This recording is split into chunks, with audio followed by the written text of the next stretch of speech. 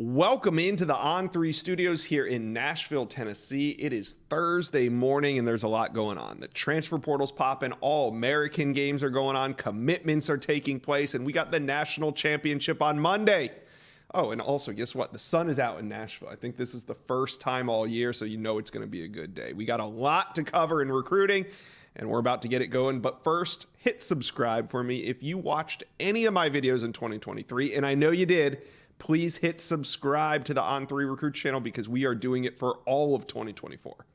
All right, where do we want to start? Let's start with the All-American games. Under Armour game.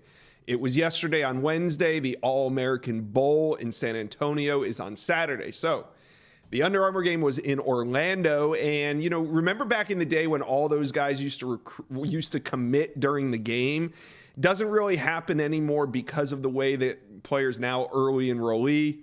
But we did see a major 2025 commitment go down during the game. Harlem Berry, he commits live during the game, during the fourth quarter. He presents a Hayes Fawcett graphic to announce his commitment to LSU. It was so cool. What a great moment for Hayes Fawcett. Also was down on the field. He was interviewed. Shout out to On3. He got it in there. Hayes Fawcett does all the edits for almost every top athlete, and you know, he's made a name for himself over the years, but seeing him on ESPN was really cool. All right, let's talk a little bit more about LSU's hot start to 2025. Number one wide receiver, DeCorian Moore, already committed. He's the number 4 prospect overall. Then we just talked about the number 1 running back, Harlem Berry, committing. He's the number 11 overall prospect in the country. And then this Saturday at the All-American Bowl, Bryce Underwood, the number 1 player in the 2025 class, the number 1 overall quarterback, he'll make his announcement. We're going to talk more with Director of Recruiting Chad Simmons about that. But, I mean, LSU could be number 1 overall before the 2025 cycle even officially begins. Because remember, 2024 signing day is February 7, and then we kind of turn the page to 2025, although 2025 is already well alive and happening as we speak. So LSU currently at number 2.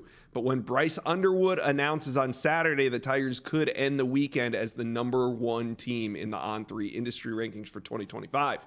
All right, let's turn the page and talk about the actual Under Armour game that was played in Orlando. Ice beat Fire 39-9. Fire really had trouble on offense getting it going. A dominating win by Ice. Now, I talked to Charles Power. He's the On3 Director of Scouting and Rankings here. And he was in Orlando. He's now on his way to San Antonio, or he is out in San Antonio for that game. But Charles Power gave me his top performers. He also put it up on the homepage of On3. You can go check it out there. On3 overall MVP goes to Ellis Robinson, committed to Georgia, signed with Georgia. He's the number 1 cornerback heading into the week. He arrived a little bit late. Why was he late to practice? Oh, no big deal. He was just practicing with UGA. Yeah, he was at bowl practice, so he arrived a day late. No big deal. But when he did arrive, he went up against Cam Coleman every single day. Cam Coleman was on his team. Team practices against their own team, so Cam Coleman every day held his own. And in 3 days of practice, he had 3 picks. Well, one-handed gem. You guys can go find it on Twitter. It was unbelievable. And, you know, overall, though, Robinson, he sent a message that he was there to get work in and get better. He took a ton of reps. The number 4 overall player for On3 lived up to the hype this week. The number 2 player in Charles Power's top performers was wide receiver Cam Coleman. And he said, Josh, you know I've been to these games. I've been going to these games with Charles Power since about 07, 08. He told me that no wide receiver has made more highlight plays in the week than Cam Coleman did this year. Unbelievable. 6'3.5", 185 pounds. He's got range. You can see it in that one-handed TD grab on day 3 that went viral.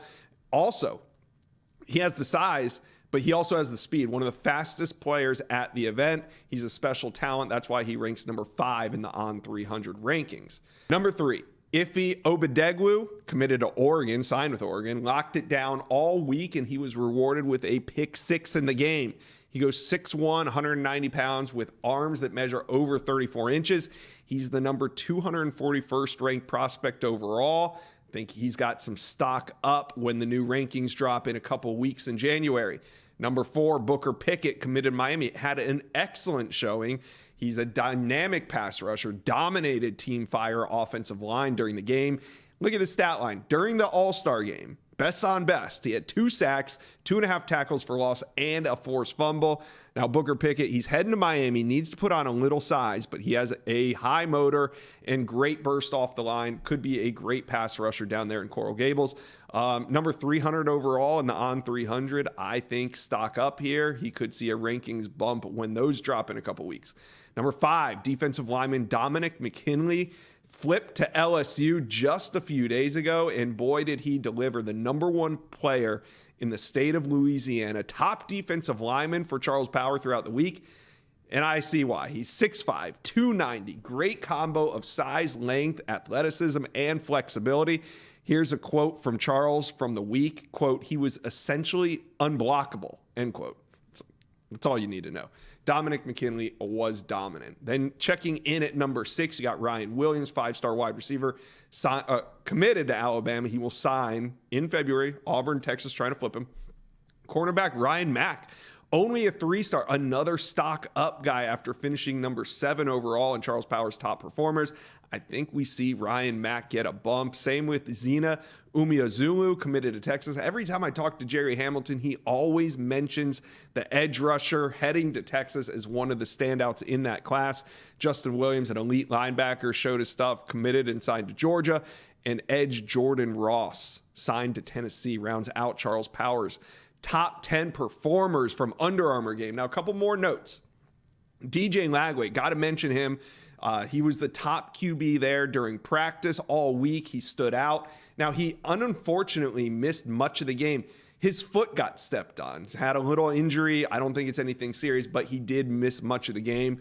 That's probably why he doesn't make the top performer list, but Lagway showed that he has the skill set. He's physically there. He is ready to go compete for a starting job at Florida. Tennessee running back signee Peyton Lewis showed a good bit of wiggle and vision during practice, according to Charles Power. And wide receivers Terry Bussey, Mike Matthews, Perry Thompson, and JoJo Trader all had several wow moments throughout the week. On the offensive line, number 1 offensive tackle Jordan Seaton, signed to Colorado. Eugene Brooks going to Oklahoma, and Elijah Thurman, who's headed to Clemson, all stood out as well. But let's talk about your top performers from Under Armour. Comment section below, who was the best of the best? This weekend, we got another All-American game, the All-American Bowl. It'll be in San Antonio, and that game will have a majority of the major commitments. I'm specifically watching safety corner DB Zay Mincey and also running back Daniel Hill. Those are 2 big commitments. And of course, the number 1 overall player in the 2025 class, Bryce Underwood. He's going to come off the board in just about 48 hours. Now, he put out an official top 7 in November, hasn't pared it down since. Those teams consisted of Alabama, Colorado, Michigan, LSU, Oregon, Penn State, and Florida State. What do you guys think? Let me know below. Where is Bryce Underwood going to go? Because he is on the clock. Now, I got Director of Recruiting Chad Simmons on the show to break it down. We'll also get Alabama insider Tim Watts on for his intel on Zay Mincey and Daniel Hill. Let's take a look at the current top 10, and then we'll get on with the show. All right, the top 10 goes as such. Dogs on top. You got Alabama there at 2. Texas made their move into the 3 spot. Oregon at 4. Ohio State 5, Miami in there at 6. LSU made the jump from 9 to 7 with the flip of Dominic McKinley last week. Auburn 8, Oklahoma 9, and Notre Dame rounds out the top 10. All right, let's go with the inside scoop. In just over 48 hours, the number 1 player in America will announce his decision. So essentially, Bryce Underwood is on the clock. And today, I got Director of Recruiting Chad Simmons with me to break all this down. Once number 1 falls, you know number 2 won't be far behind. So we're going to talk a little George McIntyre as well. But first, hit subscribe to the On3 Recruits channel. We are growing this page. If you watched any of my videos in 2023, hit subscribe right now because we're bringing it in 2024. All right, let's bring on the great Chad Simmons. Now, Chad, number 1 quarterback in the 2025 cycle, Bryce Underwood, also the number 1 overall player is set to make his decision this Saturday, January 6th. Now, he has named a top 7 back in November that included Alabama, Colorado, Michigan, LSU, Oregon, Penn State, and Florida State. So, Chad, take me behind the scenes of this recruitment. Who would you put in tier 1? Who would you put in tier 2? As we're just about 48 hours away from Bryce Underwood making his announcement. Yeah, Josh, I think that last-minute trip to Alabama may have shaken some things up a little bit, had people talking and buzzing about the Crimson Tide, but I still think the Tier 1 is the same schools we've been talking about for months now, LSU and Michigan. I think you put those two as the strongest contenders, the most likely to get his commitment on Saturday evening. I think those are the guys that are separating themselves from the pack. But again, Alabama, probably that next group. With schools like Penn State, he's been there 3 or 4 times. Colorado, he was there in the fall for a game as well. But I think there's clear separation there with LSU and Michigan still in that Tier 1.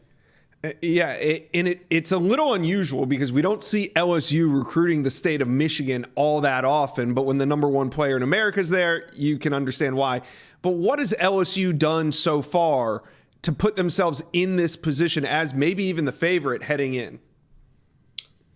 I think number 1, getting him on campus. Took a trip there in June, returned in July, was there back for a game in the fall, the Florida game, I believe it was, with the whole family, the whole entourage. So I think just taking baby steps and playing that long process, getting him there on campus and building that relationship, whether it be with Joe Sloan, Brian Kelly, Mike Denbrock, and then letting the season play out, showing them what they did with Jaden Daniels, close to 4,000 yards, 40 touchdowns this year at LSU, put himself in the Heisman contention as well, and just showing offensively what they can do with a player like Bryce Underwood.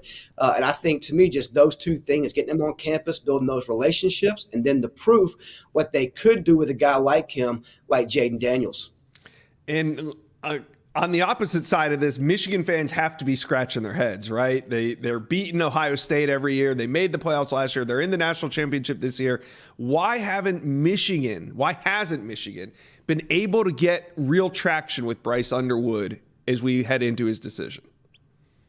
Yeah, it's been funny with Michigan. We asked ourselves the same question with C.J. Carr, a legacy, Dante Moore from Detroit last year. I mean, we've asked this question before with guys that are local in-state guys who you think Michigan will be the clear fronter to land, and they're not. And I think with Bryce, they're in the top 2, but like you said and hinted towards earlier, maybe LSU's the favorite to take Bryce out of the state of Michigan again. I think the relationships are there. He's been there 10 plus times to Ann Arbor. He sat down with Jim Harbaugh, with quarterback coach Kirk Campbell, Sharon Moore, the OC. He knows players on the team. I just think LSU's done a better job based on what I've heard in connecting with him and laying out their plan for him and showing him how he could thrive in their offensive scheme as far as what's the differences. Obviously, the local school closer to home, familiarity. I think the people he knows on that team all help Michigan stay in this race. But it's been hard to figure out just Michigan's quarterback recruiting when it comes to local talent the last couple of cycles. I know. So here we are. All signs are pointing to LSU, but we know how recruiting goes. It can go sideways quick. So if there was a sleeper team to keep an eye on, and I'm not saying that this is a favorite or anything like that, but if there was a sleeper team in this top 7 to keep an eye on, who would it be? I mean, I think you have to go back to Alabama. If they're ever a sleeper for anyone, they did get him on campus last, and there's been communication there. I mean, obviously, Alabama is Alabama. They've had a great run of quarterbacks in recent years and putting guys into the first round and having successful NFL careers at the quarterback position. I think that would be the team to watch. Obviously, Penn State, he's been there more than Alabama. It's a school in his part of the country as well. But I think Bama's that team you have to watch. If there is a sleeper, that's not LSU or Michigan, the favorites, I think it's Alabama. Okay, well, we're going to find out this Saturday, January 6th, where Bryce Underwood is headed. So as number 1 comes off the board, that means it's time to talk about number 2 QB, and that's George McIntyre out of Nashville, Tennessee. He's the number 2 ranked quarterback in the 2025 cycle. Now, George, he hasn't set a date yet, but he has kind of said that he wants to make an early decision. It could be February. It could be a little bit earlier than that. Chad, I know he hasn't set that date, but what are you hearing the latest on George McIntyre's recruitment? Yeah, I think the same as we said about Bryce. I think the same schools, the main schools, have been pretty consistent with George McIntyre, and that's Alabama, LSU, and Tennessee. Those three schools, he put out a top 10 in the fall. It's really three and everybody else. And based on what George told me earlier this week, Yeah. it's two and everybody else. So, which two will those be? Is he watching what happens with Bryce Underwood this weekend? We'll wait and see. But I think those three schools, Alabama, LSU, Tennessee, there's been more buzz around Alabama and Tennessee on my end for a couple of months now. I think those are the two schools fighting right now for that top spot for George McIntyre, the talented QB out of Nashville. From a decision timeline perspective, Yeah. I think based on what I've heard, I think the end of January, late January is not out of the question. That's probably what I've heard the most. Decision likely by the end of this month. Again, like you said, Josh, no date set yet. Still having some talks with family, a couple of head coaches on those staffs as well, getting those final few questions answered. And I think he's very close. I'd say within the next 2 to 3 weeks, likely making a decision. What an exciting time in recruiting. The table is set. This weekend, the number one quarterback is going to come off the board, Bryce Underwood. And then it sounds like just about 3 or 4 weeks later, we can expect the number 2 quarterback, George McIntyre, to make his decision. Chad Simmons, thank you for previewing what could be a wild weekend. Appreciate your time. Thanks for dropping by the Inside Scoop. Thank you, Josh. Recruiting never stops at Alabama, and one thing we know about Nick Saban is he's going to finish a recruiting cycle strong. So today, we're going to talk about 2 potential major additions to the Tide's 2024 class, but also 5-star wide receiver Ryan Williams. His commitment, is it on shaky ground after the loss of Alabama wide receiver coach to Texas A&M? We're going to get into it with the great Tim Watts of Bama Online, but first, hit subscribe to the On3 Recruits channel. We know Saban's going to finish strong. You want to be a part of it, follow all the action. Hit subscribe for me, please. All right, let's bring on Tim Watts from Bama Online. Now, Tim, we got 2 big decisions coming, and they'll be coming this weekend at the All-American game out there in San Antonio. Zay Mincey, 4-star, number 48 overall, and running back Daniel Hill, 4-star, number 188 overall. Let's start with Zay Mincey. He goes to Mainland High School down there in Daytona Beach, Florida. UF, FSU, Miami, all trying to keep him in state, but Bama seems like they're surging late. What are your sources saying on Alabama's chances here? Zay, it's been pretty interesting because from early in this process, now don't get me wrong, Zay Mincey's as quiet as about anybody we've ever covered. He just hasn't talked a whole lot, but we were told he was enamored with Alabama. He was enamored with the whole defensive back, the secondary, the history with the NFL, and that the head coach was a secondary guy, which obviously Nick Saban is. So we knew Alabama had a chance. But then again, you're looking, they had a big class. They've had a nice additions in their defensive back room in this class, including Damani Jackson from USC, who's in the portal now. A lot of these guys have position flexibility, and that goes to Zay as well. I think Charles Power said he measured at 6'2", 6'7" wingspan, so a guy that can play multiple positions. But Alabama's done a good job here. I mean, Alabama's did a good job recruiting him, staying in the mix. I know that a lot of Florida schools kind of hoped that basically Alabama would fill up at that position, but I think Alabama's did a good enough job that right now, we put out some nuggets over the weekend. We think that Alabama's in the best position to land Zay Mincey Saturday. There you go. Bama, the team to beat heading into this decision. Now, Daniel Hill, he'll also be deciding on Saturday. He's a 4-star back out of Meridian, Mississippi, and really the recruitment comes down to South Carolina, Alabama, Mississippi State. Tennessee kind of been involved, but I wouldn't say they're a major player here. But he has been on Alabama's radar, Tim. But I don't really feel like they turned the heat up on Daniel Hill till the end of his senior year. What changed? What happened during Hill's senior year to make him a priority for Alabama? Inside Scoop fans, college football season is wrapping up, and it also means that the NFL is winding down as well. But there's still some great games left in the season. And you know what's not great, though? Finding last-minute tickets. Finding last-minute tickets, it can be a nightmare. Do not let this be the way your 2024 goes. That's why I'm here to tell you about Game Time. It is the fast and easy way to buy tickets for all the big-time matchups. The Game Time app is great. It's easy to use, and it works in any city, any team. And you get the best price guarantee. Do not stress over getting into your team's favorite games anymore. There's only so many big games, and you need to get these tickets at the best prices. Game Time is the place for last-minute ticket deals. Forget planning months in advance. Game Time has deals on tickets right up to the day of the event. Game Time is obsessed with finding ways to help you save money. Zone deals, all right? This is where you pick a section, and Game Time picks the seats for big savings. So here's what we're going to do. Snag the tickets without stress with Game Time. Download the Game Time app, create an account, and use code INSIDESCOOP for $20 off your first purchase. Terms apply. Again, create an account and redeem code INSIDESCOOP for $20 off. Download Game Time today. Last minute tickets, lowest price guaranteed. Well, I think it's a little more complicated than that. They wanted him to commit over the summer. Daniel's been on campus, I don't even know, as many times as Miss Terry, Nick Saban's wife has. He lives on that capstone. We looked up, there was a state championship game when Ryan Williams and Jalen Mbakwe was playing. We looked up, and he was on Instagram wearing an Alabama hat at that game on a random Wednesday. So he obviously very comfortable in Tuscaloosa, but he never quit. He's never committed. So you kind of wondered how long this was go on. We've heard the South Carolina buzz. We've heard Mississippi State buzz. Now, he said the whole time he wanted to commit this Saturday at this game. So that's been his plan the whole time. It's really hard to pull off, but I think, it's kind of been – the ball's been in his court the whole time. I mean, they got Kevin Riley to flip from Miami. Daniel's a different kind of running back. I think Charles Power got him at a little under 6 foot, almost 240 pounds, and he looks like a running back. So he's a big back, a guy that's a big boy, can play on either side of the ball. But again, I think Alabama's going to have the best chance of winning this in the end. I know that people close to him really liked Alabama, and again, he's unbelievably familiar with Tuscaloosa and the Alabama coaches. So I feel like Alabama's done a good job here and has a good chance to get his commitment on Saturday.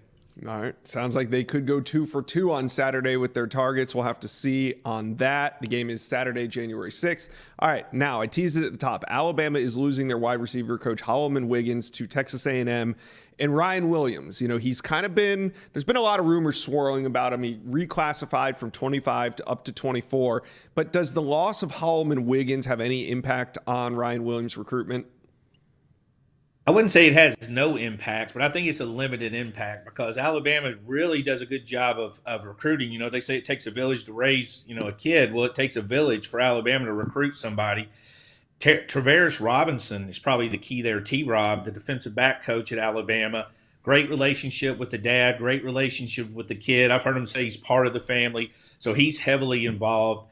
Hallman, of course, does a good job of keeping up with kids and keeping up. But the one he was the closest with, I felt like, was Rico Scott and Amari Jefferson. I felt like he was more instrumental in that because Mobile's not his area, although he did help recruit. But I think, minimum effect, I don't think Ryan Williams was going to Alabama for Holloman Wiggins. I think it was more about Nick Saban, how he feels at Alabama, the tradition, the whole 9 yards with Alabama. So Alabama does a good job of making sure that one assistant doesn't take a lot of guys with them. Okay. So Ryan Williams, he's come out and said that he's going to take January official visits to Texas, Alabama, and Auburn. But the thing that stands out to me is he's going to be on the plains right before signing day. The last visit he takes 3 days before National Signing Day will be to Auburn. Is there any concern there with that final visit pairing? I don't really think it matters. I mean, I don't know where Alabama, first of all, I'm not sure. The rule to me has always been you want to be first or you want to be last, right? You don't want to be the middle. I think that's the hardest one. First impression, last impression. It's almost like meeting your future wife or a girlfriend. First or last, that's where you want to be. So also, what else can he learn about Alabama he hasn't learned? I don't think he'll learn more on the last visit weekend than he would the first visit. Also, I flipped that to Auburn. What else can he learn at Auburn on any weekend? I mean, obviously he's going to get, wined and dined, so to speak. He's going to get the red carpet and all of that, but he's very familiar with Alabama campus. He's been there almost as many times as Hill has. So you look at him, you look at how familiar he is with Auburn. I think Texas is the one he probably has the most to learn from in that situation. I don't think the timing of the visits were a big deal. It wasn't a big deal to Alabama. All right. Well, we'll see. I'm a big believer in follow the visits, but you're right. Hey, maybe Alabama gets him on campus first and he shuts it down, doesn't take any more visits. I don't think he's going to shut it down. I think the one thing about Ryan, I think when you look at Ryan, we're so jaded because we've been in this business so long. We say follow the visit, so we kind of me and you've been in a long time too. When you hear a kid say, "Hey, I'm leaning to Bama," you're like, "Oh no, no, he's not this close." We think it's it's almost a form of deception. But I'd be surprised. I mean, Ryan Williams has been very vocal. Joseph Hastings had a lot of coverage on him at the Under Armour game. I mean, he is saying we, us, hanging out, doing all that stuff together. I just think he's a good kid that wants to enjoy the process. As naive as that sounds, maybe on the signing day, I'll feel different. But I think he's just a guy that has a plan, and I think he wants to take these visits, and I think he should. Honestly, right. If he wants to take it, you get one shot at it. Hey, we'll see what happens. Ryan Williams, he's a heck of a player. Won't make or break Alabama's class either way because it's loaded, but they'd love to have a great offensive weapon. So we'll see what happens. Big weekend coming up with two big decisions. Tim Watts, thank you for dropping by the Inside Scoop and previewing all the action. Anytime, guys. Thank you for watching. If you enjoyed that content, be sure to subscribe to the On3 Recruits channel. We have a new page dedicated only to recruiting. Go ahead and hit that subscribe button right now.